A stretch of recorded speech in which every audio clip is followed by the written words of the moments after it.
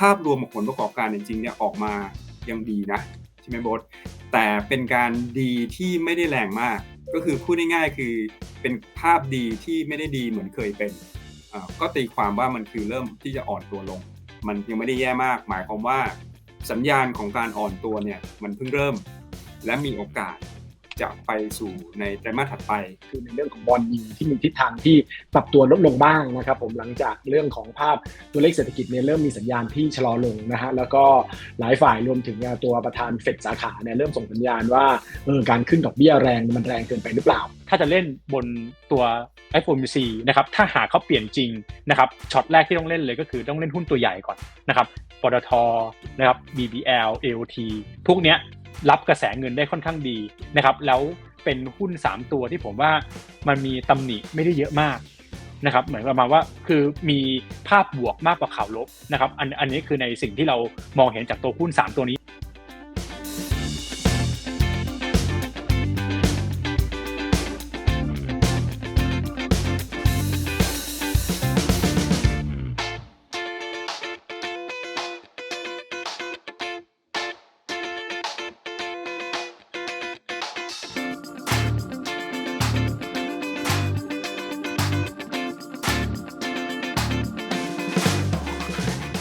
ร่วมเป็นกำลังใจ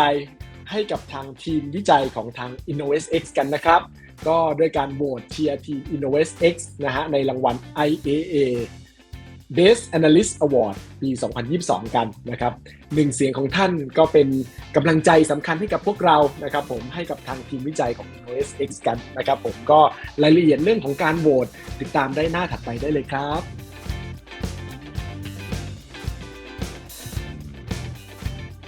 สวัสดีครับท่านผู้ชมขอต้อนรับเข้าสู่รายการ Well Weekend Broadcast ประจำวันเสาร์ที่ 29 ตุลาคม 2565 พบกับเราทั้ง 3 คนทุกเช้าวันเสาร์เวลาประมาณ 9 โมงเช้าแบบนี้นะครับแน่นอนครับนำทีมโดยพี่สุกิจครับคุณสุกิจอุดมศิริกุลกรรมการผู้จัดการสายงานวิจัย InnovestX ของเราครับสวัสดีครับพี่สุกิจครับสวัสดีครับออสตินครับสวัสดีครับท่านผู้ชมครับครับและน้องโบ๊ทนะครับน้องโบ๊ทสิทธิชัยดวงรัตนฉายานักกลยุทธ์คนเก่งของเราครับสวัสดีครับน้องโบ๊ทครับสวัสดีครับพี่ออสซินครับสวัสดีครับพี่ปองครับสวัสดีครับท่านผู้ชมครับสวัสดีครับสวัสดีครับโบ๊ทครับครับและผมออสตินปิยศักดิ์มณสันนะครับผมก็เรา3คนนะฮะมาพูดคุยในเรื่องของภาพทิศทางเศรษฐกิจการลงทุนกันแน่นอนนะฮะทุกประจำสัปดาห์นะครับผมแล้วก็ที่สำคัญที่สุดคือฉายภาพเรื่องของแนวโน้มในอนาคตด้วยนะครับผมในผ่านทางกลยุทธ์ที่เราคิดสรรขึ้นนะครับผมสำหรับ Well Weekend ฉบับนี้นะครับผมชื่อตอนก็น่าสนใจมากเลยครับผมเพราะว่าเราเริ่มเห็นว่าชื่อตอนนะครับก็คือผลประกอบการเริ่มส่งสัญญาณอ่อนแอจับตาการดาวเกรดนะครับผมก็ขออนุญาตเรียนถามพี่สุกิจเลยครับว่าทำไมชื่อตอนคราวนี้เนี่ยถึงเป็นในภาพในเรื่องของผลประกอบการเป็นหลักครับผมครับขอบคุณครับก็สวัสดีท่านผู้ชมอีกครั้งนะครับตอนนี้ก็เรียกได้ว่ามาถึงปลายเดือนตุลาแล้วเนาะเข้าสู่เรียกว่าเดือนแรกของไตรมาสที่4ไปเรียบร้อยแล้วนะครับสภาพการลงทุนก็ยังเรียกว่าon off เนาะยังไม่ค่อยได้ไปไหนเท่าไหร่นะครับอันนี้ตอบคำถามออสตินว่าทำไมตั้งชื่อแบบนี้นะครับก็ตรงไปตรงมานะครับสัปดาห์ที่ผ่านมาเนี่ยนะครับต้องบอกว่าข้อมูลที่เข้ามาในตลาดหุ้นส่วนใหญ่ก็คือเรื่องการประกาศผลประกอบการไตรมาส3นะครับซึ่งก็ได้เกริ่นเอาไว้ตั้งแต่ EP ที่แล้วนะถ้าจำกันได้เราคุยกันโบ๊ทว่าสัปดาห์ที่แล้วเนี่ยเป็นแค่จุดเริ่มต้นของผลประกอบการเอง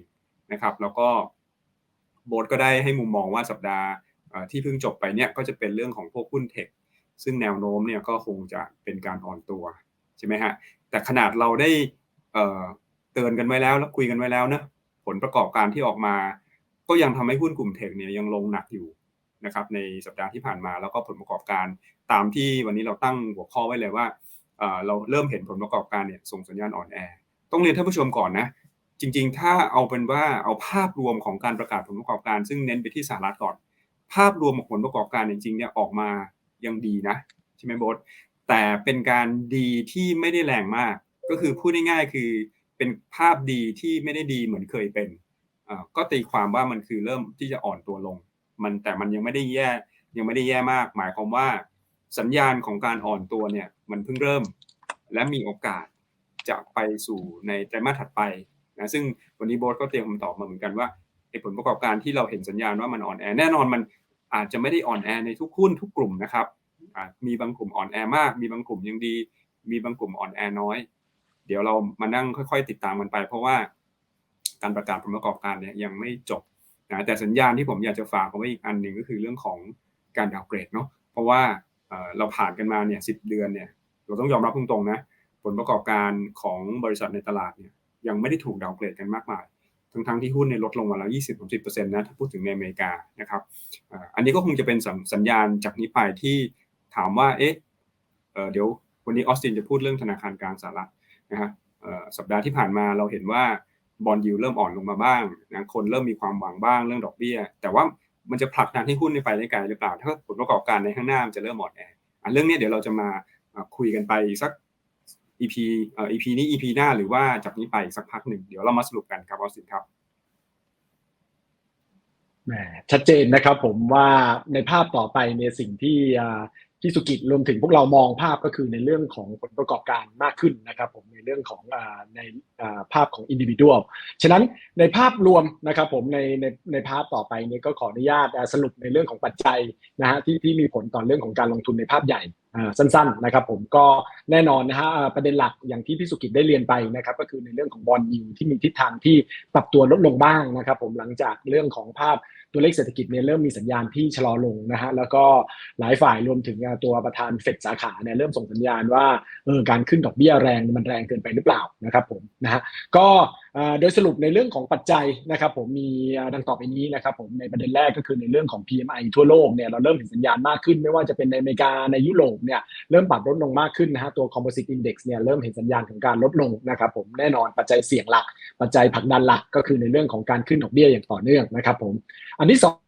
งก็คือในเรื่องของราคาบ้านนะครับผมเราเห็นสัญญาณของราคาบ้านเนี่ยชะลอลงต่อเนื่องนะฮะตัว Case Shiller Index เนี่ยนะครับผมที่เขาชี้วัดเนี่ยตอนนี้อยู่ที่ประมาณ 13% แล้วนะก่อนหน้านี้ที่เรากังวลกันในเรื่องของเงินเฟ้อสูงๆเนี่ย Case Shiller อยู่ที่ประมาณ 20% นะการเติบโตแล้วก็ค่อยๆลดลงเมื่อเดือนที่แล้วอยู่ที่ 15.6 นะแล้วก็ตอนนี้ก็ 13% นะก็สอดคล้องกับภาพในเรื่องของ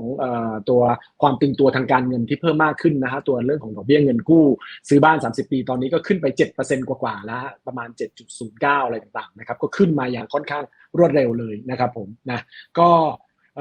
ประเด็นที่3นะครับที่สอดคล้องกันก็คือเรื่องของความเชื่อมั่นเราก็เห็นเรื่องของภาพของความเชื่อมั่นของผู้บริโภคกลับมาลดลงอีกครั้งนะฮะต่ำสุดในรอบ3 เดือนนะครับแล้วก็ลิงก์เข้าไปสู่ในเรื่องของภาพของประเด็นที่4ก็คือตัว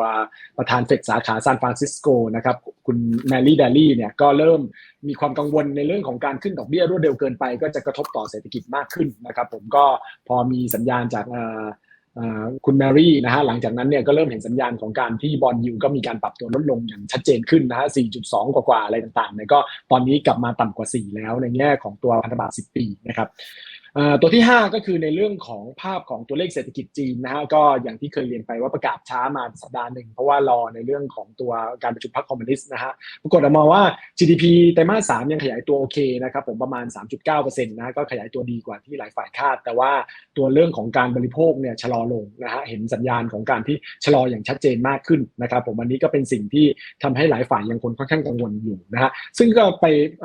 ผนวกกับในเรื่องของปัจจัยที่6ก็คือในเรื่องของการประชุมพรรคคอมมิวนิสต์นะครับผมซึ่งก็ยังยืนยันในเรื่องของประธานาธิบดีสีจิ้นผิงนะครับผมให้เป็นประธานาธิบดีสมัยที่3นะฮะในขณะที่มีการสถาปนาตัวคณะกรรมการเมืองใหม่นะฮะหรือว่า Politburo นะฮะก็จะเห็นว่า7ท่านเนี่ยส่วนใหญ่จะเป็นคนวงในของ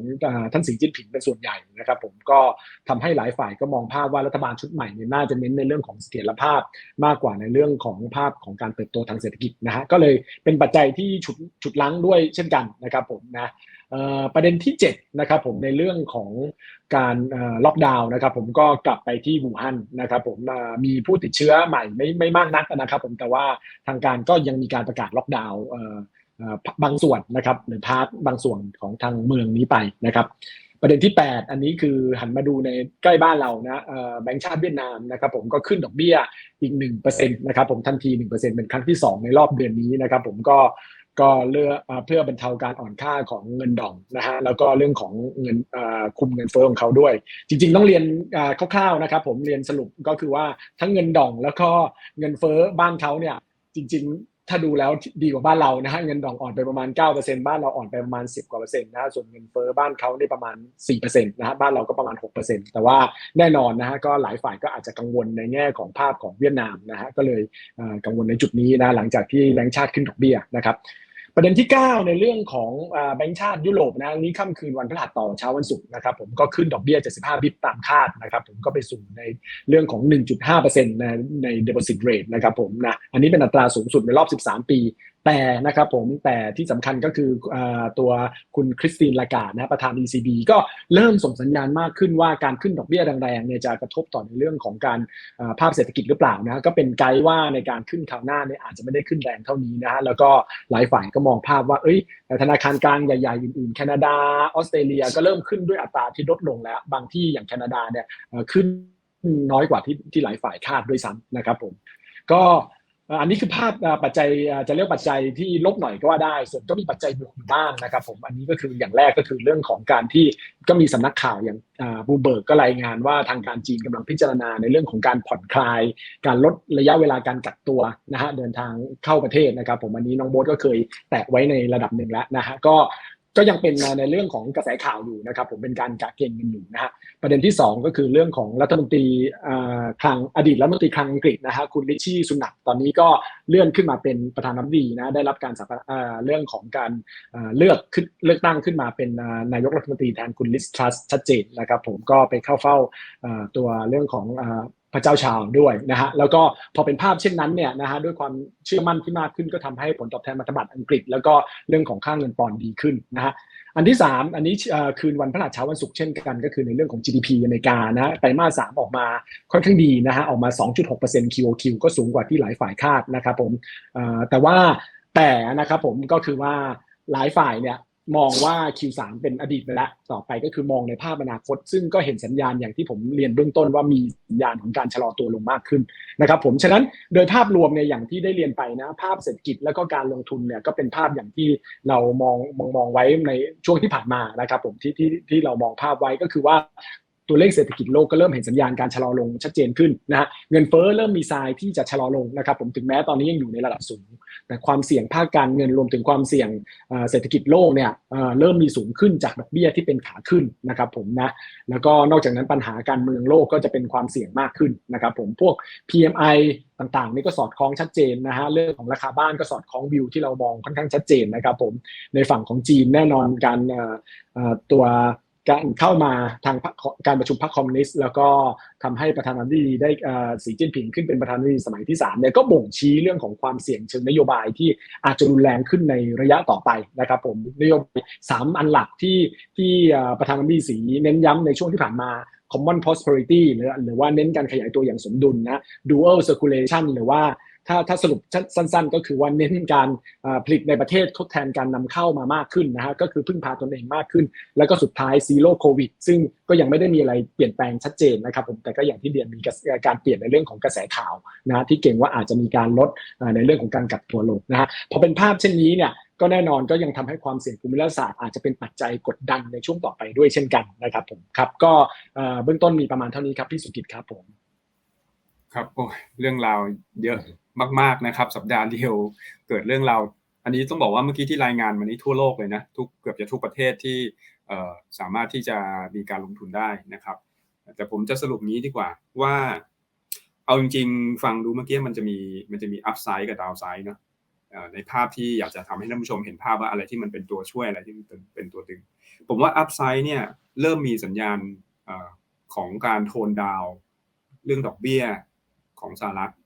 หรือว่าของหลายๆประเทศที่เรียกได้ว่าได้มีการใช้นโยบายที่ตึงตัวไปแล้วแต่อันนี้ต้องบอกท่านผู้ชมว่ายังไม่คอนเฟิร์มยังไม่สามารถจะฟันธงได้ว่าการโทนดาวนี้จะเกิดขึ้นจริงจนกว่าการประชุมธนาคารกลางสหรัฐจะผ่านไปในเดือนพฤศจิกายนเนาะต้นเดือนอันนี้คงต้องไปรออีกสักพักหนึ่งนะประมาณอาทิตย์หน้าใช่ไหมออสตินแต่ว่าจากวันนี้จนถึงวันนั้นเนี่ยความคาดหวังเรื่องนี้คงจะดูเหมือนจะเริ่มเพิ่มขึ้นนะครับเพราะฉะนั้นการโทนดาวเรื่องความตึงตัวเรื่องนโยบายการเงินเนี่ยก็คงเป็นอัพไซด์แหละถ้าพูดง่ายๆเป็นอัพไซด์ให้ตลาดหุ้นนะครับตลาดอาจจะผ่อนคลายขึ้นนะครับเราเห็นว่าสัปดาห์นี้เงินดอลลาร์อ่อนค่าลงเนาะซึ่ง ไม่ได้เห็นมาสักพักละคืออ่อนค่าค่อนข้างน่าสนใจนะครับเงินบาทก็กลับมาแข็งขึ้นนะครับก็คงจะเงินเยนนี่แข็งขึ้นเห็นชัดเจนเลยนะครับอันนี้คือภาพที่ค่อนข้างจะบอกว่าเราเคยกังวลเรื่องอัตราแลกเปลี่ยนว่าถ้ามันอ่อนค่าไปเรื่อยๆเนี่ยมันจะไม่มันจะเสียเสถียรภาพได้สัปดาห์นี้ก็มีอัพไซด์เรื่องนี้แล้วกันพูดง่ายๆนะครับส่วนดาวไซด์เนี่ยยังเป็นตัวเลขเศรษฐกิจยังเป็นผลประกอบการนะครับก็เดี๋ยวต้องมาเวทกันนะครับว่าอัพไซด์จะมากขนาดไหนและดาวไซด์จะมากขนาดไหนแต่ว่าโดยรวมๆมันก็คงจะทำให้เรามองว่าสัปดาห์หน้านะก็คงจะยังเห็นภาพของการแกว่งตัวแล้วก็อิทธิพลของทั้ง2เรื่องนี้ผมเชื่อว่าน่าสนใจมันดูเร็วๆสัปดาห์หน้าเนี่ยนะคาดการณ์ไว้ก่อนเลยเดี๋ยวลองฟังโบ๊ทดูนะแต่คาดการณ์ไว้ก่อนเลยว่าจริงๆแล้วเนี่ยตลาดน่าจะตื่นเต้นพอสมควรเพราะว่ามีทั้งประชุมธนาคารกลางสหรัฐแล้วก็มีผลประกอบการออกมานะครับส่วนจีนเนี่ยต้องบอกว่ามีทั้งอัพไซด์และดาวไซด์เป็นประเทศที่มีทั้ง2อย่างก็คือเรื่องของการเปิดโควิดเนี่ยคงเป็นอัพไซด์แต่ดูเร็วๆแล้วเนี่ยเดี๋ยวจริงๆอยากจะถามโบ๊ทเหมือนกันเพราะในความรู้สึกผมอะเราคุยกันทั้งหลังผมก็รู้สึกสัญญาณมันงงๆเหมือนกันนะคือตกลงแล้วเนี่ยเปิดหรือไม่เปิดหรือค่อยๆเปิดหรือยังไงนะครับเราจะได้ลงทุนในธีมเรื่องการเปิดเมืองได้ถูกแล้วก็เราจะได้คาดหวังถูกเหมือนกันว่านักท่องเที่ยวจะมาเมืองไทยมากน้อยแค่ไหนอันนี้เดี๋ยวต้องถามโบ๊ทเนาะแต่ว่าตัวที่ดูเป็นความเสี่ยงของจีนตอนนี้ก็คงจะเป็นเรื่องของภาพของการไม่โปรโกรธแหละนะฮะคือภาพของการที่จะไปโฟกัสเรื่องของsecurity นะครับเรื่องของเสถียรภาพของรัฐบาลต่างๆนานาอันนี้ก็คงยังเป็นภาพที่ยังคลุมเครืออยู่ผมเชื่อว่าพวกเราเองแล้วก็คนที่อยู่ในวงการเองก็พยายามจะอ่านสัญญาณเนาะว่าจริงๆแล้วเนี่ยสัญญาณของจีนในเชิงของการเติบโตจะเป็นยังไงซึ่งก็อาจจะต้องบอกก่อนว่าถ้าผมเข้าใจไม่ผิดกว่าจะมีการจัดตั้งทีมผู้บริหารใหม่ก็ต้องรอไปจนถึงเดือนมีนาใช่ไหมออสซินแปลว่าจากนี้ไปเนี่ยจนถึงเดือนมีนาเนี่ยเราอาจจะยังไม่ได้เห็นภาพที่เคลียร์คัทมากนักนะครับเกี่ยวกับเรื่องของสัญญาณของนโยบายใหม่ๆแต่แน่นอนคงไม่ได้มองว่ามันจะเป็นอะไรที่แย่ลงไปเนาะเพราะว่าจริงๆแล้วภาพนี้ก็อยู่ในภาพที่เรียกว่าตลาดคงซึมซับไปเรื่อยๆนะครับอันนี้คือพยายามจะย่อยสิ่งที่ออสตินเล่าให้ฟังในหลายๆประเด็นนะออกมาเป็น 2-3 ประเด็นอาจจะได้เข้าใจกันง่ายๆมากขึ้นนะครับถามโบ๊ทครับเราเห็นบอนด์ยิลด์ลงเราเห็นหุ้นมีการสะบัดไปสะบัดมาแกว่งไปแกว่งมาแล้วก็เห็นผลประกอบการของหุ้นเทคใหญ่ๆนะครับโบ๊ทมีข้อสังเกตอะไรบ้างสำหรับผลประกอบการไตรมาส 3ที่ทยอยมาในสัปดาห์ที่ผ่านมาซึ่งผมเข้าใจว่าออกมาเยอะเหมือนกันเนาะครับถ้าเราอยากจะแรปอัพนะครับที่ภาพในองค์ประกอบที่พี่ออสตินได้พูดมานะครับมาเป็นผลตอบแทนนะครับในช่วงสัปดาห์ที่ผ่านมาเนี่ยตรงไปตรงมามากนะครับก็คือตัวตลาดที่เป็น DM นะครับช่วงต้นสัปดาห์เนี่ยนะครับแม้ว่าถ้าเรามองดูตลาดอเมริกาตลาดยุโรปเนี่ยถือว่ามีการปรับตัวเพิ่มขึ้นได้ดีพอสมควรเหมือนกันนะครับแม้ว่าจะมีหุ้นกลุ่มเทคดึงเอาไว้บ้างก็ตามนะครับเพราะว่าหนึ่งเลยคือเดี๋ยวผมจะพูดในรายละเอียดนะพี่คือผลประกอบการที่ไม่ใช่หุ้นกลุ่มเทคเนี่ยยังออกมาผมว่าไม่ได้มีการปรับตัวลดลงแรงเท่ากับที่ตลาดคาดการเอาไว้อันนี้คือประเด็นที่1นะครับ2เลยคือในสัปดาห์นี้มีค่าเงินดอลลาร์นะครับที่อ่อนค่าลงนะครับเป็นตัวที่ทำให้ตลาด DM หรือว่าตลาดหุ้นในภาพรวมเนี่ยมีการปรับตัวเพิ่มขึ้นมาได้ดีนะครับแต่ในทางตรงกันข้ามนะครับมันก็มีควันหลงนะครับจากเรื่องนโยบายของทางฝั่งเมืองจีนเรื่องการล็อกดาวน์มาบ้างนะครับอันนี้มาเลยทำให้ตลาด EM ในภาพรวมเนี่ยปรับตัวลดลงในสัปดาห์นี้ไม่เหมือนกับในฝั่งของตัวประเทศฝั่ง DM นะครับอันนี้มันคือภาพรวมนะครับในฝั่งของ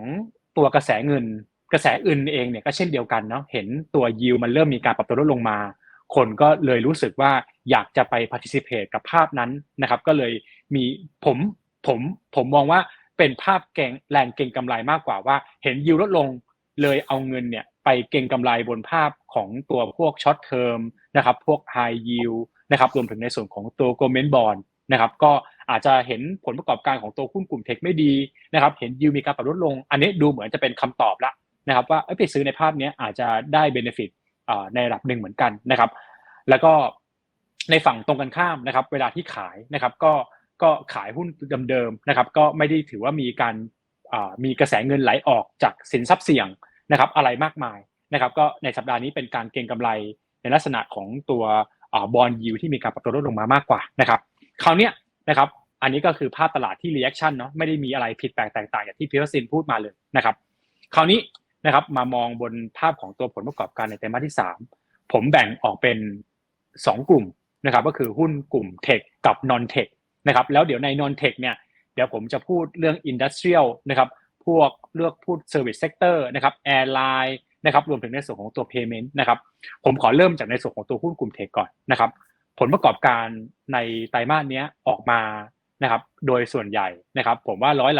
80-90%เนี่ยผมว่าต่ำกว่าที่คาดนะครับก็เริ่มมาตั้งแต่ตอนต้นสัปดาห์เลยนะครับเป็น Microsoft กับตัว Google นะครับ Microsoft เนี่ยได้รับผลกระทบนะพี่จากตัว PC จากสมาร์ทโฟนแหละนะครับก็คือทำให้ยอดขายพวก Office 365นะครับแย่ลงนะครับแต่ bright spot ของ Microsoft เนี่ยนะครับก็คือ Cloud นะครับมีการปรับตัวเพิ่มขึ้นได้ค่อนข้างดีนะครับตามมาด้วยนะครับในส่วนของตัว Google อันเนี้ยผมได้นำเรียนไปตั้งแต่ในสัปดาห์ที่แล้วพี่เรื่อง Snap นะครับเป็นโซเชียลมีเดียเรื่อง advertising revenue นะครับ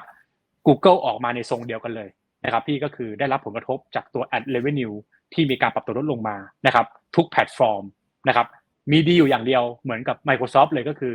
Cloud Computing ดีนะครับธุรกิจ Cloud ดีนะครับมาสอดคล้องกันอีกอันนึงนะครับก็คือตัว SAP นะครับอันนี้เป็นเทคเป็นเทคซอฟต์แวร์นะครับจากทางฝั่งยุโรปนะครับเป็นพวก ERM นะครับเป็น Customer Relationship Management นะครับอันนี้ถือว่าดีตั้งแต่ต้นจนจบเลยนะครับแล้ว Cloud ก็มีการปรับตัวเพิ่มขึ้นได้สังเกตเห็นไหมครับพี่ว่าในเทคเนี่ยมันไม่ใช่ทุกกลุ่มอุตสาหกรรมที่มันไม่ดีนะพี่คือสินค้าที่เป็น Cloud Computing เนี่ยดีแต่อะไรที่ไปเกี่ยวข้องกับแพลตฟอร์มไปเกี่ยวข้องกับการแข่งขันไปเกี่ยวข้องกับ ad revenue ไปเกี่ยวข้องกับตัวสมาร์ทโฟน PC พวกนี้ไม่ได้ดีมากนะครับซึ่งอันนี้ผมเข้าใจว่าเราน่าจะมีการพูดถึงประเด็นนี้ไปพอสมควรแล้วนะครับตามมาด้วยนะครับเมื่อวานนี้เป็น Meta นะครับ Meta เนี่ยนะครับผมว่าถือว่าย่ำแย่นะครับผมว่าดูเลวร้ายเลยแล้วกันนะครับก็คือตัวรายได้ปรับตัวลดลงตัว Capex หรือว่าการขาดทุนจากการไปลงทุนในฝั่งของตัว Metaverse นะครับก็ดูขาดทุนมากขึ้นนะครับขาดทุนมากขึ้นรายได้ลดลงก็เลยทำให้ Meta เนี่ยราคาหุ้นปรับตัวลดลงมาค่อนข้างแรงนะครับซึ่งก็สอดคล้องกันกับในส่วนของตัว Google นะครับคราวนี้นะครับมาดูในส่วนของตัวฝั่ง Apple นะครับ Apple จริงๆเนี่ยผมว่าผลประกอบการออกมาเนี่ยผมว่าทรงๆนะครับไม่ได้ดูเลวร้ายอะไรมากผมว่า reaction ตลาดกับตัว Apple ไม่ได้เลวร้ายมากนะครับเพราะว่ายอดขาย iPhone นะครับก็อาจจะเรียกว่า inline นะครับกับที่ตลาดคาดการเอาไว้แต่จริงๆมันก็ผิดแปลกแตกต่างจากที่เราเคยให้ guidance ไปเรื่องเกี่ยวกับตัว Apple นะพี่ว่าเวลาเปิดตัว iPhone ทีไรผลประกอบการมันมักจะออกมาดีตลอดนะครับแล้วก็ above expectation ในไตรมาสนี้ถือว่าเป็นไตรมาสตั้งแต่ออก iPhone 7 เป็นต้นมาถือว่าเป็น iPhone รุ่นแรกนะครับที่ออกมาแล้วผลประกอบการไม่ beat expectation นะครับก็อาจจะเป็นเรื่องเกี่ยวกับการปรับ pricing เองก็ดีนะครับเรื่อง chip shortage เรื่องการส่งมอบอะไรต่างๆนะครับก็เลยทำให้มันดูเหมือนมีปัญหาขมุกขมัวอยู่บ้างนะครับอย่างที่เราตามข่าวกันเห็นว่าในช่วงสัปดาห์2สัปดาห์ที่ผ่านมามีการลดกำลังการผลิตของตัว iPhone 14นะครับไปเหมือนกันนะครับนอกจากนั้นเองเนี่ยนะครับตัว Texas Instruments นะครับ SK Hynix อันนี้คือในฝั่งอเมริกากับฝั่งเกาหลีเลยนะครับก็ออกมาเป็นภาพเดียวกันเลยก็คือไม่ได้ดีมากเวลาที่เราพูดถึง Memory นะครับ SK Hynix Samsung นะครับพวกนี้แย่ตามภาพของตัวbusiness ที่เป็น PC เป็นโน้ตบุ๊กเป็นสมาร์ทโฟนตามลงมาเลยนะครับก็ถือว่าปรับตัวลดลงมาประมาณสัก 60% นะครับ Texas Instruments นะครับก็มี inventory ปรับตัวเพิ่มขึ้นด้วยนะครับทุกอย่างเนี่ยปรับตัวเพิ่มขึ้นตามที่เราคาดการไว้หมดเลยนะครับแล้วก็สุดท้ายนะครับก็จะเป็นตัวที่ออกมาจริงๆมันไม่ได้เป็นหุ้นกลุ่มเทคซะทีเดียวจริงๆ Meta ก็ไม่ได้เป็นหุ้นกลุ่มเทคนะพี่แต่เหมือนแบบโอเคเรา classify ให้เขาเป็นเทคแล้วกันนะครับเป็นเทคแพลตฟอร์มเป็น e-commerce อะไรพวกนี้นะครับ Amazon เนี่ยนะครับประกาศผลประกอบการออกมานะครับไม่รับผลได้รับผลกระทบตลาดต่างประเทศมากกว่าตลาดภายในประเทศแต่ Amazon ให้ guidance นะครับว่าในช่วงของไตรมาสที่4อัตราการเติบโตจะเหลือในหลักเดียวละนะครับก็เลยทำให้ทุกคนรู้สึกว่าไม่ค่อยมั่นใจนะครับตัว cloud ของเขาตัว AWS เนี่ยนะครับก็ถือว่ามีการชะลอตัวลงเหมือนกันนะครับบ่งชี้นะครับว่า AWS ที่เป็น cloud เนี่ยเขาสู้ตัว SAP ตัว Google หรือว่าในส่วนของตัว Microsoft ไม่ได้นะครับก็บ่งชี้แหละว่าเขาอาจจะเสีย market share บางส่วนก็เลยทำให้ reaction ของตัวราคาของตัว Amazon เนี่ยมันอาจจะรุนแรงมากกว่าตัวเทคตัวกลุ่มอื่นนะครับแต่ทั้งหมดทั้งปวงเนี่ยพี่เรามองเห็นภาพแล้วตั้งแต่ผมพูดมาจนถึงณตอนนี้ทุกบริษัทได้รับผลกระทบจากค่าเงินดอลลาร์ที่แข็งค่าดังนั้นเนี่ยถ้าค่าเงินดอลลาร์ ไม่อ่อนค่าอย่างมีนัยสำคัญผมว่าหุ้นกลุ่มเทคยังไม่ใช่ช่วงเวลาในการซื้อแน่นอนนะครับโอเคอันนี้คือฝั่งของตัวหุ้นกลุ่มเทคนะครับจริงๆถ้าเราจะเสริมในเชิงของตัวกลยุทธ์นะครับมองดาวไซด์นะครับในไตรมาสที่4เนี่ยผมว่ายังมีอยู่นะเพราะว่าไกด์แดนซ์ของไตรมาสที่4เนี่ยผมว่าแย่กว่าไตรมาส3ด้วยซ้ำนะครับดังนั้นเนี่ยภาพของตัวการ deteriorate ลงนะครับการลดลงของตัวกำไรเนี่ยมันยังมีอยู่นะครับในทางตรงกันข้ามนะครับราคาเองก็ตอบสนองมาแล้วนะครับไตรมาสที่4จะไปเปิดเผยในช่วงของไตรมาสที่1ใช่ไหมฮะไตรมาส4แย่กว่า3ดังนั้นเนี่ยการปรับตัวลดลงมาของตัวราคาในคราวนี้ผมว่าอาจจะยังไม่ใช่ timing ในแง่ของการซื้อหรือว่าลักษณะของการ buy on dip เนี่ยผมว่าไม่มั่นคงนะครับถามว่าจะซื้อแล้วจะเป็นภาพของการได้ผลตอบแทนที่ดีนะครับจบรอบตรงกับไซเคิลที่ผมเคยเล่าให้ฟังไว้เนี่ยนะครับน่าจะเป็นในช่วงของไตรมาสที่1นะครับมากกว่าในช่วงเวลานี้นะครับเพราะว่าเดี๋ยวเฟดจะขึ้นดอกเบี้ยนะครับเดี๋ยวไหนจะเจอเรื่อง inventory ไหนจะเจอเรื่องspending ในช่วงของปลายปีที่ไม่ดีเท่าคาดนะครับไหนจะเจอเรื่องเกี่ยวกับตัวการดาวเกรดของตัวกำไรอีกนะครับผมว่ามันมีความเสี่ยงเยอะถ้าเป็นผมแค่รู้สึกว่าในช่วงเวลานี้ไม่ใช่ timing ที่ดีนะครับโอเคอันนี้คือจบในส่วนของตัวหุ้นกลุ่มเทคไปนะครับส่วนที่2นะครับเป็นในส่วนของตัวหุ้น non tech บ้างนะครับต้องบอกเลยว่าพี่ในส่วนของตัวหุ้น non tech เนี่ยในภาพรวมเนี่ยผมว่ามันคอนวินเราในระดับนึงนะถ้าไม่มีหุ้นกลุ่มเทคเนี่ยผมว่าตลาดหุ้นขึ้นได้นะครับเพราะว่าผลประกอบการออกมาแล้วผมว่ามันดูน่าประทับใจแม้ว่าดอกเบี้ยจะขึ้นขนาดนี้นะครับตัวเศรษฐกิจชะลอตัวลงมาขนาดนี้นะครับกำไรก็ยังคงปรับตัวเพิ่มขึ้นได้นะครับแล้วก็ดูดีด้วยซ้ำนะครับแม้ว่าตัวค่าเงินดอลลาร์จะแข็งค่าก็ตามนะครับผมขอเริ่มนะครับจากตัวกลุ่ม Industrial ก่อนนะครับก็คือ Caterpillar กับตัว Honeywell นะครับอันนี้ทำสินค้าภาคอุตสาหกรรมนะครับทั้ง2บริษัทนี้ above expectation นะครับมีการปรับตัวเพิ่มขึ้นในแง่ของตัว volume แล้วก็ average selling price ดูดีใช่ไหมครับพี่ price ก็ปรับเพิ่มขึ้นได้ volume ก็ขายได้ดีขึ้นนะครับกำไรก็ beat expectation ตลาดก็ตอบสนองในทิศทางที่เป็นแบบนี้นะครับ2นะครับก็คือเป็นตัวกลุ่มสายการบินนะครับตัวกลุ่มสายการบินเดี๋ยวผมจะตอบทั้งจีนนะครับแล้วก็ตัวผลประกอบการไปด้วยเลยนะครับอย่างที่เราเคยนำเรียนไปในคราวที่แล้วนะครับพี่ว่าตัวสายการบินมันดียังไงนะครับตัวเดลต้าตัวอเมริกันแอร์ไลน์นะครับก็บอกนะชัดเจนนะว่าตัวทราฟฟิกกลับมาที่ประมาณ90%กว่าของตัว pre covid แล้วนะครับตัว Southwest Airlines นะครับที่เป็นแบบมีเดียมนิดนึงนะครับก็ประกาศผลประกอบการออกมาทราฟฟิกดีกว่าที่คาดนะครับแม้ว่าตัวต้นทุนพลังงานจะมีการปรับตัวเพิ่มขึ้นมาก็ตามนะครับอันเนี้ยมันก็จะสอดคล้องกันนะครับกับ Amex นะครับกับ Visa กับ Mastercard 3บริษัทนี้ผลประกอบการออกมาดีกว่าที่คาดก็จากภาพของตัว Service Sector คราวนี้ก็จะ Indication ของภาพเนี้ยมันจะไปลิงก์กับพี่ออสตินตรงที่ว่าเงินเฟ้ออาจจะไม่ลงแรงเพราะว่า Service Sector ยังดีผลประกอบการคอนเฟิร์มนะครับส่วนที่2นะครับจีนล่ะนะครับจีนซีโร่โควิดยังอยู่แต่ทางปฏิบัติเนี่ยนะครับพี่เขาไม่ได้ทำซีโร่โควิดละเราสังเกตเห็นได้นะพี่ว่าลดจาก10วันเหลือ7วัน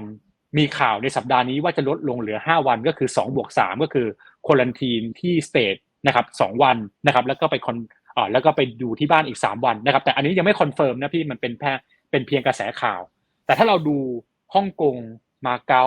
รวมถึงการล็อกดาวน์ในรอบนี้นะครับผมว่ามันเป็นการล็อกดาวน์ที่สั้นนะครับเปิดปิดนะครับเหมือนอย่างที่เราจินตนาการเหมือนอย่างที่ป๋องเคยบอกผมว่าเฮ้ยจริงๆจีนในช่วงเวลานี้มันเหมือนเราช่วงท้ายๆก่อนเปิดประเทศแล้วนะผมว่ามันคล้ายกันนะครับแล้วผมว่าซีโร่โควิดเนี่ยหลายๆคนคิดเอาไว้ว่าจะไปเปิดในช่วงของไตรมาสที่2สำหรับผมเนี่ยผมมองตรงกันข้ามในเชิงของการลงทุนนะ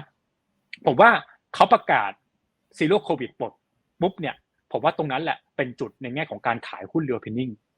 ใช่ไหมครับเพราะว่าช่วงเวลานี้ก็เป็น benefit of the doubt สำหรับคนที่แบบเฮ้ยคิดว่าตัว reopening มันไปได้แล้วทางปฏิบัติเนี่ยมันก็คลายนะครับดังนั้นเนี่ยราคาหุ้นมันก็ปรับตัวเพิ่มขึ้นเรื่อยๆดู reopening ในไทยดูtravel ดู airline ดู OTA นะครับก็ปรับตัวเพิ่มขึ้นเช่นเดียวกันดังนั้นเนี่ยผมเลยมีความคิดว่าเดี๋ยวถึงวันนึงที่ซีโร่โควิดปลดผมว่าจังหวะนั้นอาจจะเป็น timing ในแง่ของการ take profit แล้วเอาเงินก้อนนี้ที่เราเล่นหุ้น reopening เนี่ยมันจบสตอรี่แล้วนี่ครับอันนี้ก็จะเป็นภาพนะครับสำหรับตัวตลาดหุ้นจีนนะครับรวมถึงในส่วนของตัว reopening ทั่วโลกด้วยนะครับคราวนี้ผมมาขอเสริมนะครับที่เป็น real sector จริงๆบ้าง นะครับในหลายๆอุตสาหกรรมนะครับที่มีการประกาศผลประกอบการออกมาแล้วดูเหมือนมี pricing power ได้ดีนะครับเราลองสังเกตได้เนาะนะครับ McDonald's นะครับ UPS นะครับตัว Kimberly Clark นะครับ Unilever นะครับ P&G นะครับ Coca-Cola 6 บริษัทเนี้ยเป็นหุ้น defensive เนาะนะครับที่ไม่ค่อยมีความผันผวนกับอะไรนะครับก็มี pricing power ตามที่เราคาดการเลยก็คือมีการปรับราคาได้นะครับและกระทบกับตัวดีมานด์ที่ค่อนข้างน้อยอันนี้เนี่ยถ้าเรามององค์ประกอบของภาพผลประกอบการเทคกับนอนเทคเนี่ยมันแอบมีความล่ำเหลือกันนิดนึงนะครับคำถามก็คือเฮ้ยแล้วถัดไปจะเป็นยังไง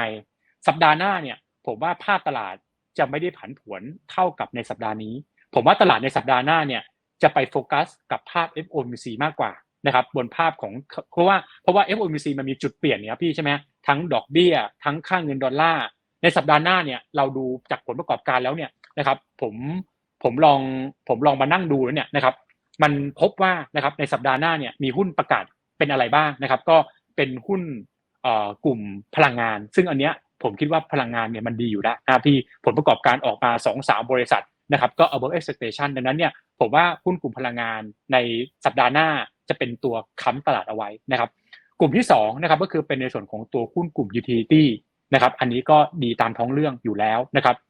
3นะครับก็คือเป็นในส่วนของตัวหุ้นกลุ่ม material นะครับอันนี้ก็สอดคล้องไปกันกับภาพของตัวหุ้นกลุ่ม energy นะครับแล้วก็มี healthcare นะครับที่ Pfizer Moderna นะครับ CVS พวกนี้นะครับก็เป็น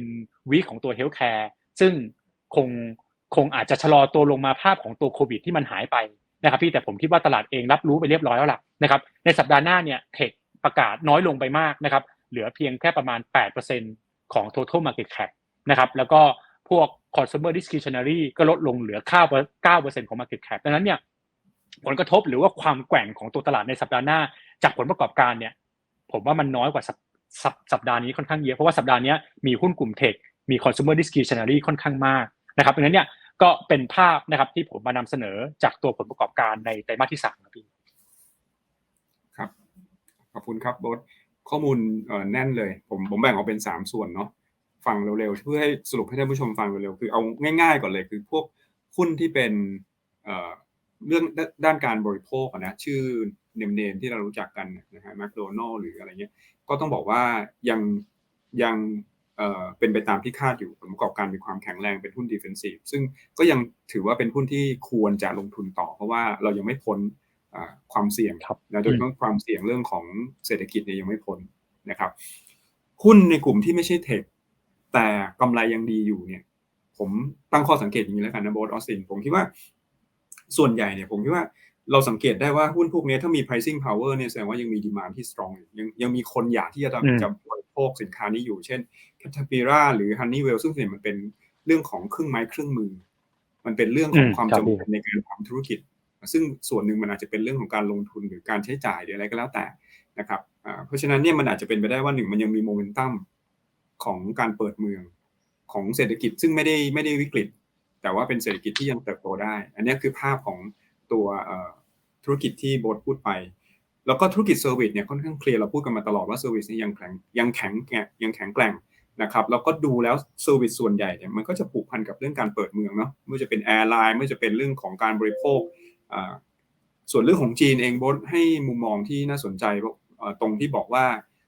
การเปิดเมืองยังไม่เกิดแต่หุ้นเปิดเมืองเนี่ยคงจะถูกเก็งกำไรไปเรื่อยๆซึ่งอันนี้มันเป็นภาพที่เกิดขึ้นกับตลาดไทยอันนี้ซึ่งผมว่าเป็นบทเรียนที่เป็นเรียนรู้ได้ไม่ยากเลยไปดูหุ้นเปิดเมืองบ้านเรานะวันที่เปิดกับวันที่ก่อนเปิดราคาพอเปิดแล้วราคาหุ้นก็เริ่มที่จะมีการแกว่งตัว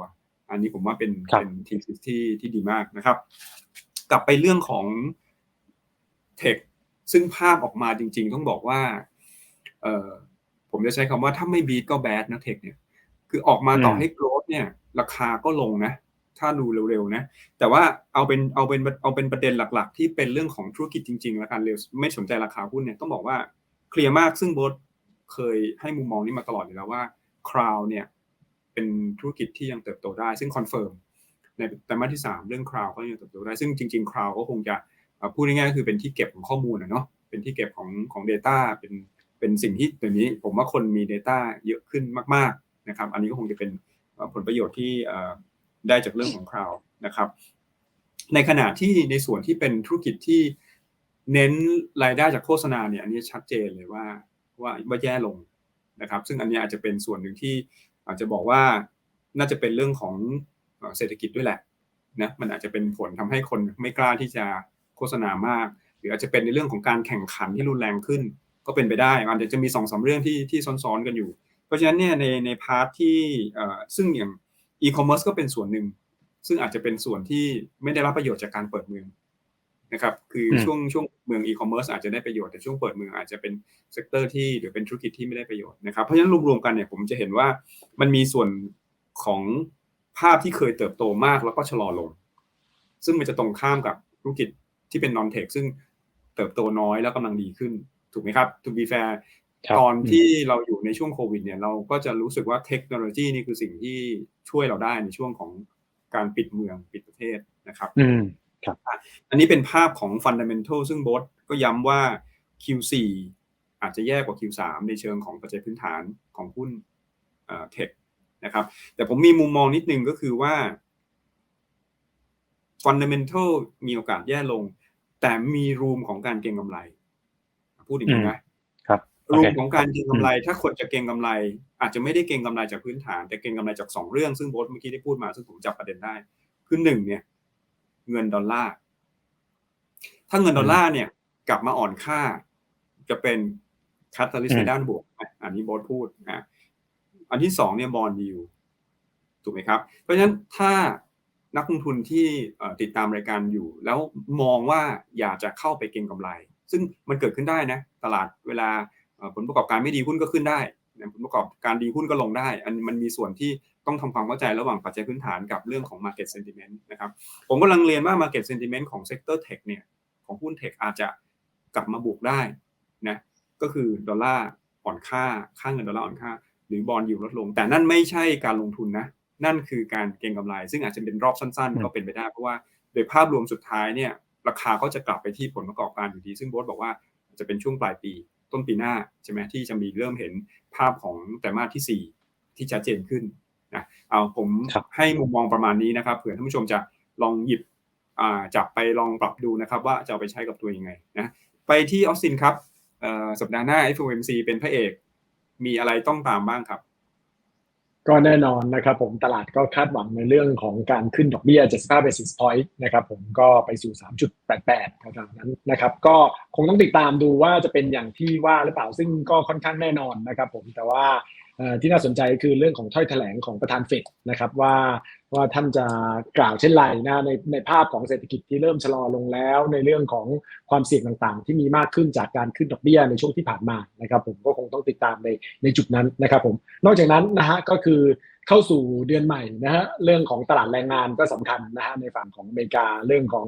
การจ้างงานภาคเอกชน ADP นะฮะการจ้างงานนอกภาคเกษตร Non-Farm Payroll รวมไปถึงเรื่องของอัตราว่างงานสหรัฐนะครับผมซึ่งเราเริ่มเห็นทรายของการสโลว์ดาวน์ลงนะทั้งในเรื่องของการจ้างงานที่เริ่มลดลงนะฮะตอนนั้นก็เมื่อเดือนก่อนหน้านี้อยู่ที่ 260,000 นะครับผมเดือนนี้ก็มีการคาดการณ์กันว่าจะอยู่แถวๆ 200,000 นะรวมถึงเรื่องของอัตราว่างงานเนี่ยมองว่าจะเพิ่มขึ้นนิดนึงมาอยู่ที่ 3.6 ก็คงต้องดูในจุดนั้นนะรวมถึงเรื่องของค่าจ้างอะไรต่างๆด้วยนะครับผมก็อันนี้เป็นภาพใหญ่ที่เราต้องติดตามในสัปดาห์หน้าครับผมครับก็เอาสั้นๆเนอะก็คงผมว่าทั้งโลกก็คงจะจับตาที่การประชุม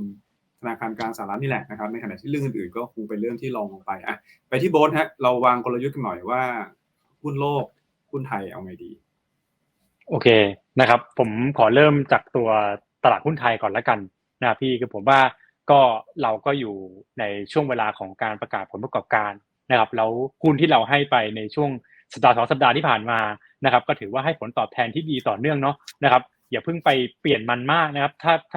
ถ้าโมเมนตัมมันยังได้อยู่นะครับก็เทรนด์ก็เป็นเพื่อนของเรานะครับแล้วเราก็ลงทุนก็ให้ผลตอบแทนที่ดีได้นะครับเราก็ยังคงโฟกัสนะครับกับตัวหุ้นที่เป็นตัว earning play อยู่นะครับเราก็จะมีตัว CRC นะครับตัว CPO นะครับตัว CPF นะครับ BDMs แล้วก็ในส่วนของตัว Land House นะครับแล้วก็สำหรับคนที่รอจังหวะนะครับในแง่ของการซื้อเราก็ทำกลยุทธ์นี้มาโดยตลอดนะพี่เหมือนแบบเราไม่รู้หรอกว่าตลาดมันจะอยู่ในช่วงเวลาไหนแต่เราแค่มองว่าถ้า1550นะครับเราก็ต้องมีชุดหุ้นชุดนึงนะครับที่เหมือนกับประมาณว่าเฮ้ยกล้าเสี่ยงหน่อยนะครับสำหรับการฟื้นตัวขึ้นมา นะครับก็จะเป็นในส่วนของตัว MTC GPSC BGRIM นะครับแล้วก็ในส่วนของตัว SCGP นะครับหลายคนก็ถามเฮ้ยแล้วคาราบาวมันหายไปไหนนะครับจริงๆต้องบอกนะว่าผมกังวลนะครับเรื่องประเด็นเรื่องเกี่ยวกับการแซงชั่นนะครับอลูมิเนียมของรัสเซียจากทางฝั่งอเมริกานะครับแค่มองว่าโอเคพาร์ทนึงของตัวคาราบาวเขามีต้นทุนที่เป็นอลูมิเนียมเยอะนะครับเราเลือกได้ว่าเราจะเอาออกเราเห็นอยู่นะครับที่แค่เราแค่ยังไม่อยากเพิ่มความเสี่ยงจากประเด็นนี้ก็เลยเอาหุ้นตัวนี้ออกไปก่อนแล้วกันเนาะเดี๋ยวหาจังหวะดีๆแล้วเดี๋ยวค่อยกลับเข้าไปใหม่นะครับแม้ว่าช่วงสัปดาห์2สัปดาห์ที่ผ่านมาหุ้นคาราบาวจะให้ผลตอบแทนดีก็ตามนะครับถัดมานะครับอันนี้ก็จะเป็นเรื่องเกี่ยวกับตัว FOMC นะครับอย่างที่พี่วสินได้นำเรียนไปนะครับถ้าหากนะครับต้องเน้นคำว่าถ้าหากนะครับถ้าหากเฟดเนี่ยมีการส่งสัญญาณผ่อนคลายนโยบายทางการเงินนะครับตัวเนี้ยนะครับมันจะทำให้ตัวค่าเงินดอลลาร์อ่อนนะครับค่าเงินดอลลาร์อ่อนก็จะเป็นมิติของตัวฟันโฟลนะครับเรายังคงบอกได้ยากพี่ว่าตัวค่าเงินดอลลาร์อ่อนแล้วจะทำให้เศรษฐกิจเราเป็นยังไงนะครับผลกระทบกับตัวเซ็ตอินเด็กซ์กี่จุดแต่เรารู้ว่าถ้าค่าเงินดอลลาร์อ่อนมันจะมีผลกับตัวฟันโฟลเราก็เล่นฟันโฟลเป็นช็อตแรกก่อนนะครับพี่เพราะว่าอย่าเพิ่งไปคิดเยอะว่าแบบตัวดอลลาร์จะกลับข้างนู่นนี่นั่นหรือเปล่านะครับผมก็เลยมองภาพว่าถ้าจะเล่นบนตัว FOMC นะครับถ้าหากเขาเปลี่ยนจริงนะครับช็อตแรกที่ต้องเล่นเลยก็คือต้องเล่นหุ้นตัวใหญ่ก่อนนะครับปตท.นะครับ BBL AOT พวกเนี้ยรับกระแสเงินได้ค่อนข้างดีนะครับแล้วเป็นหุ้น3ตัวที่ผมว่ามันมีตำหนิไม่ได้เยอะมากนะครับเหมือนประมาณว่ามอง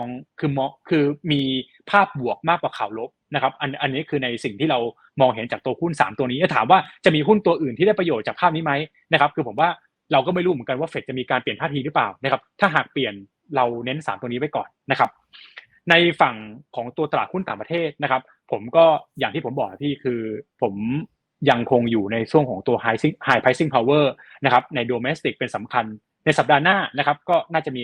แรงเก็งกำไรมาได้บ้างนะครับกับตัวหุ้นกลุ่ม industrial นะครับแต่เรายังคงหลีกเลี่ยงนะครับให้หลีกเลี่ยงนะครับในฝั่งของตัวหุ้นกลุ่มเทคต่อเนื่องนะครับแม้ว่าอย่างที่พี่สินอย่างที่พี่ป๋องได้นำเรียนไปว่าอาจจะมีการเด้งบ้างนะครับลงบ้างนะครับแต่ถามว่าจะจุดกลับตัวจริงๆของเขาเนี่ยนะครับน่าจะเป็นในช่วงของไตรมาสที่1มากกว่าในไตรมาสที่4นะครับคราวนี้นะครับผมก็ลองทำมาให้ดูนะครับเห็นพี่ป๋องกับพี่สินพูดถึงเรื่องค่าเงินดอลลาร์นะครับผมเอาสถิติมาให้ดูพี่ดูตัวหนึ่งแล้วกันเนาะว่าเวลาที่ค่าเงินดอลลาร์มันจะพีคอะนะครับคาแรคเตอร์ของการพีคเนี่ยเป็นยังไงนะครับต้องบอกพี่แบบนี้ว่าตั้งแต่ปี 2000 เป็นต้นมาปี 2002 2009 2016 แล้วก็ 2020 เนี่ยเวลาค่าเงินดอลลาร์มันพีคเนี่ยนะครับสิ่งหนึ่งที่เราเห็นเลยก็คือต้องมี2เงื่อนไขซึ่ง2เงื่อนไขนี้เราเคยพูดไปแล้วนะครับเศรษฐกิจต้องผ่านจุดต่ำสุดนะครับแล้วก็เฟดต้องมีการเปลี่ยนท่าทีเราใช้ตัว 2 year yield เป็นตัวที่บ่งชี้นะครับแล้วก็2นะครับเราใช้ภาพของตัว US activity นะครับหรือว่าตัว OECD นะครับ activity เป็นตัวกำหนดนะครับก็ปรากฏว่าถ้าค่าเงินดอลลาร์พีคเอาท์นะครับตัวเศรษฐกิจจะเริ่มฟื้นขึ้นได้นะครับอันนี้คือสิ่งที่เราเรียนรู้นะครับส่วนที่2นะครับถามว่าตลาดจะ bottom out ตอนที่ค่าเงินดอลลาร์มันพีคหรือเปล่าคำตอบก็คือไม่ใช่นะครับเพราะว่าตลาดจะ bottom out ก่อนที่ค่าเงินดอลลาร์จะพีคนะครับโดยตลอดแต่ถามว่าแล้วเรามาซื้อหลังจากที่ค่าเงินดอลลาร์มันพีคแล้วเราจะไม่ได้เราอาจจะไม่ได้ที่จุดต่ำสุดนะสิใช่ครับแต่เราสามารถจะมีกำไรในระยะถัดไปได้พอสมควรมีอีกเลขนึงนะครับของการแรลลี่นะครับแต่ถามว่าแล้วไทมิ่งของการปรับในเชิงของตัวดอลลาร์เนี่ยมันจะเกิดขึ้นเมื่อไหร่นะครับอย่างที่ผมบอกแล้วมี2เงื่อนไขณตอนนี้เรามองเอาไว้ว่าจะเกิดในช่วงของไตรมาสที่1นะครับถามว่าทำไมต้องเป็นในไตรมาสที่1นะครับ1เลยคือผมว่า worst นะครับของตัว winter recession ในฝั่งยุโรปเนี่ยนะครับน่าจะผ่านไปแล้วนะครับ2นะครับก็คือตัว BOJ นะครับมีการเปลี่ยนผู้บริหารกลุ่มใหม่นะครับอาจจะมีนโยบายการเงินที่ตึงตัวมากขึ้นนะครับ3นะครับตัวเรื่องเกี่ยวกับตัวการขึ้นดอกเบี้ยของทางฝั่งอเมริกานะครับน่าจะเป็นภาพของการพีคเอาท์ในช่วงเวลาดังกล่าวนะครับอันนี้คือ3เหตุผลนะครับว่าทำไมเราถึงมองว่าตัวค่าเงินดอลลาร์อาจจะไปพีคในช่วงเวลานู้นนะครับเพราะว่าในช่วงเวลานี้พี่ต้องอย่าลืมนะว่าเศรษฐกิจอเมริกาแข็งแรงนะครับpricing ก็ค่อนข้าง sticky นะครับยังไม่ลงแรงเลยนะครับจะบอกว่าเฟดจะมีการเปลี่ยนท่าทีผมว่าก็เร็วเกินไปนะครับดังนั้นเนี่ยผมก็เลยมองภาพองค์ประกอบในภาพรวมแล้วกันพี่ว่าช่วงเวลาเนี้ยแข็งเดี๋ยวอ่อนแต่ถ้าถามผมเนี่ยคือผมว่าเราน่าจะยังไม่ได้เห็นการอ่อนค่าของตัวค่าเงินดอลลาร์ อย่างมีนัยสำคัญนะครับหลายคนก็อาจจะบอกตัว ECB ตัวมีแกปที่ปิดลงไปแล้วนะครับตัวญี่ปุ่นมีการมีการ intervention ต้องบอกพี่ว่าไม่มีครั้งไหนที่ค่าเงินดอลลาร์มีการเปลี่ยนเทรนด์อย่างมีนัยสำคัญจากประเด็นปัจจัยระยะสั้นๆเรื่องการ intervention นะครับหรือว่าตัวdifferentiation ของตัว interest rate เลยนะครับอันนี้ก็จะเป็นภาพ2ภาพเนาะนะครับตัวตลาดหุ้นไทยแล้วก็กลยุทธ์จากทางฝั่งของตัวค่าเงินดอลลาร์ครับพี่ครับก็ชัดเจนนะผมย้ำหุ้นไทยซึ่งโบสให้มา3กลยุทธ์นะครับearnings play ซึ่งอันนี้ผมคิดว่าเป็นกลยุทธ์ในช่วงผลประกอบการที่เรากำลังประกาศอยู่ซึ่งจบก็คือจบนะครับก็คืออาจจะเป็นช่วงนี้เดือนหน้านิดหน่อยนะครับแล้วก็เรื่องของ ถ้าหุ้นลงไปลึกๆอันนี้เป็นการมองหาหุ้นรีบาวหุ้นเด้งนะครับก็เนมชื่อมาแล้วนะครับแล้วก็อีกกลุ่มหนึ่งก็คืออันนี้ก็คือเฉพาะอาทิตย์หน้าเลยแหละก็คือหุ้น FOMC เนาะคือหมายความว่าถ้า FOMC มีการตัดสินใจหรือว่ามีการส่งสัญญาณตัดสินใจคงไม่ตัดสินใจหรอกคง 0.75 เนี่ยน่าจะไม่มีอะไรเปลี่ยนแต่ว่ามีการส่งสัญญาณว่าอาจจะขึ้นอัตราดอกเบี้ยเนี่ยชะลอลงหรือช้าลงอาจจะทำให้เกิด sentiment ในเชิงบวกได้ก็มีโอกาสที่จะมี fund flow นะครับซึ่งหมายความว่าทีม FOMC นี้เป็นทีมที่ควรจะโฟกัสมากหน่อยในสัปดาห์หน้าเพราะมันเป็นอีเวนท์ที่เกิดขึ้นนะครับส่วนทีมผลประกอบการอันนี้เรียกว่าติดตามไปเรื่อยๆนะครับแล้วก็ส่วนถ้าหุ้นตกก็1550นะครับผมว่าครบแล้วนะสำหรับการวาง strategy ในแต่ละเหตุการณ์และแต่ละเลเวลของตัวตลาด condition ของตลาดนะครับส่วนเรื่องของต่างประเทศก็ถ้าพูดกันตรงๆช่วงนี้ก็ยังยากอยู่แหละคือสิ่งที่โบ๊ทพูดมาเมื่อสักครู่เนี่ยพยายามจะอธิบายเรื่องดอลลาร์อะไรต่างๆผมก็คงจะพูดง่ายๆคือมันยังไม่มีปัจจัยไหนชัดเจนปัจจัยที่จะชัดเจนที่สุดที่จะทำให้ดอลลาร์มันเปลี่ยนทางก็คือ1มันดอลลาร์เนี่ยขึ้นเพราะว่าความเสี่ยงเนาะ2ขึ้นเพราะว่ายังมีความแข็งแกร่งเมื่อเทียบกับตัวของประเทศอื่นแล้วก็ดอกเบี้ยแข็งแรงเพราะ2อันนี้ถ้ามันยังไม่เปลี่ยนเนี่ยสิ่งที่บอสพยายามจะบอกคือเทรนด์คงยังไม่เปลี่ยนซึ่งเราก็ไม่ควรจะเสี่ยงเข้าไปในช่วงที่มันยังไม่มีความชัดเจนนะครับเพราะฉะนั้นช่วงนี้อาจจะดูหุ้นไทยได้เปรียบนะฮะไม่ซับซ้อนแล้วก็มีความเรียกว่าผันผวนเนี่ยไม่มากครับอาจจะดูหุ้นไทยไปก่อนเพราะสิ่งครับคงประมาณนี้นะฮะเดี๋ยวสรุปแล้วก็ลาท่านผู้ชมเลยครับครับก็อย่างที่พี่สุกิจได้เรียนไปนะครับผมในเรื่องของภาพในสัปดาห์หน้านะครับก็คงต้องดูในเรื่องของภาพหุ้นไทยเป็นหลักนะเรื่องของผลประกอบการเป็นหลักนะครับว่าภาพไหนที่จะสามารถรีบาวได้รวมไปถึงเรื่องของการที่จะดูเรื่องของการเก็งกำไรในเรื่องของ FOMC ด้วยนะครับผมถ้าเห็นทรายของการที่เริ่มโดบิชต่างๆก็อาจจะเป็นภาพที่ดีได้แต่ว่าถ้ายังตึงอยู่นะฮะก็ดูเลเวลในเรื่องของ stop ที่1550นะฮะน่าจะเป็น stop ตรงนั้นนะครับก็ในขณะที่ต่างประเทศก็อาจจะยังค่อนข้างยากอยู่ในปัจจุบันนะครับผมอันนี้ก็คือภาพทั้งหมดนะครับผมมาในเรื่องของเศรษฐกิจการลงทุนแล้วก็รวมไปถึงเรื่องของกลยุทธ์ในการลงทุนสัปดาห์หน้าที่เรา3คนนำมาฝากกันนะครับผมอย่าลืมนะครับกดไลค์กด subscribe นะครับสำหรับท่านที่ยังไม่ได้ทำนะครับผมแต่ว่าแฟนรายการเราส่วนใหญ่ก็น่าจะทำแล้วนะก็ต้องขอบคุณมากนะครับผมก็วันนี้เรา3คนนะครับผมพี่สุกิจน้องโบสิทธิชัยและผมออสตินนะครับผมขออนุญาตลาทุกท่านไปก่อนนะครับพบกันใหม่สัปดาห์หน้าครับสวัสดีครับสวัสดีครับสวัสดีครับ